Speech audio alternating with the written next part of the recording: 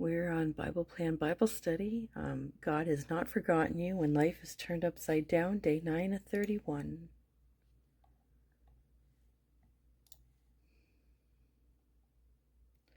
Experience his peace. While traveling by boat on the Sea of Galilee, Jesus and his disciples encountered a violent storm. The waves were crashing over the boat so much it was beginning to fill with water. Nevertheless, Jesus was at peace. He was fast asleep, but the disciples, seeing the storm, became overwhelmed. They woke Jesus up, saying, "Teacher, do you not care that we are perishing?" And he woke and rebuked the wind and said to the sea, "Peace, be still." And the wind ceased, and there was a great calm. And he said to them, "Why are you so afraid? Have you still no faith?" In Mark chapter 4, verse 38 through 40. He was really asking, why are you afraid? Don't you know who's in the boat with you?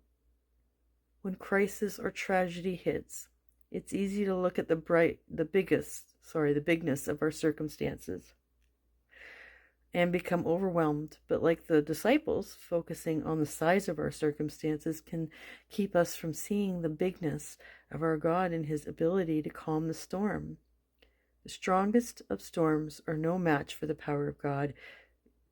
Isn't it encouraging to know that Jesus is in the boat with you as you navigate through the rough waters of life's storms? He's with you right now. You are safe and secure in his hands. What's more, he promised you his peace. He said, "Peace I leave with you, my peace I give to you. Not as the world gives do I give to you. Let not your hearts be troubled, neither let them be afraid." John chapter 14, verse 27. Amid this difficult season in your life, you can experience the peace of God, a peace that rises above our human understanding. See Philippians chapter 4, verse 7. So resist the temptation to worry and allow his peace to comfort you. Taking back your life. Number 1, Philippians chapter 4, verse 6 and 7 tells us, "Do not be anxious about anything, but in everything, by prayer and supplication, with thanksgiving, let your requests be made known to God.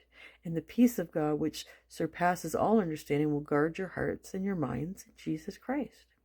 Therefore, challenge yourself not to worry about anything, but instead pray about everything.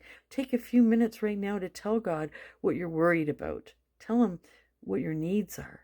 Then thank him in advance for meeting those needs, and allow his peace to keep you in these difficult times. Number 2, how can experiencing God's peace in the midst of all you are facing help you to better work through your situation and all you are facing? And number 3, discuss your feelings of being worried, anxious, or distressed with your spouse, a close friend, or relative, and then pray together for God's peace. Make a commitment to hold each other accountable, to not worry about anything, but to instead pray about everything, so you can continually experience the peace of God during this difficult time. And now we are on to the verses. Isaiah chapter 26, verse 3. You will keep him in perfect peace, whose mind is stayed on you, because he trusts in you. Psalm chapter 29, verse 11. The Lord will give strength to his people. The Lord will bless his people with peace. John 16, verse 33. These things I have spoken to you, that in me you may have peace. In the world you will have tribulation, but be of good cheer. I have overcome the world. Philippians chapter 4, verse 4 through 7. Rejoice in the Lord always. Again, I will say rejoice. Let your gentleness be known to all men. The Lord is at hand.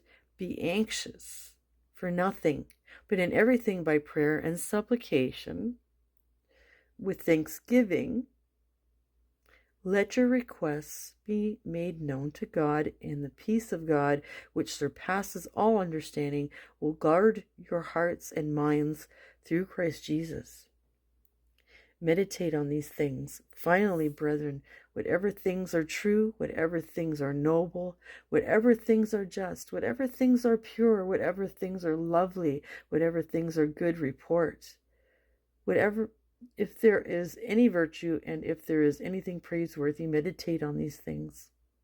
The things which you learned and received and heard and saw in me, these do, and God of peace will be with you. And that's it for today's Bible study. I'll be back tomorrow. Peace be upon you. God bless.